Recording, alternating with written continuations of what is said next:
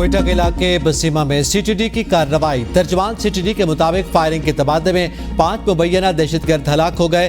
कार्रवाई के दौरान 3 अफराद फरार हो गए। दहशतगर्दों के जेर इस्तेमाल घर से असलहा और गोला बारूद बरामद कर लिया गया। इलाके को घेरे में लेकर सर्च ऑपरेशन जारी है।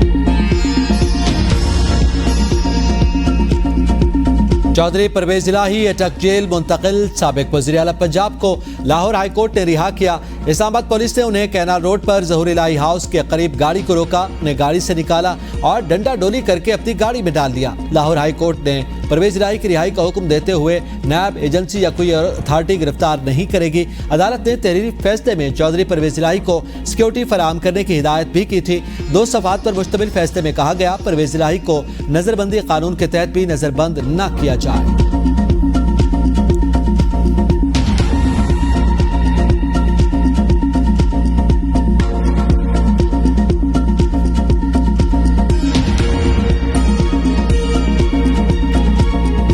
निगरान हुकूमत ने IMF की एक और शर्त पूरी कर दी। फी लीटर पेट्रोल पर लेवी की फुल शरह आयद। फी लीटर पेट्रोल पर 60 रुपए लेवी आयद। वजारत खजाना के मुताबिक डीजल पर भी 50 रुपए लेवी है। दोनों मसरूआत पर लेवी मजीद 60 रुपए फी लीटर तक बढ़ाने का खदशा।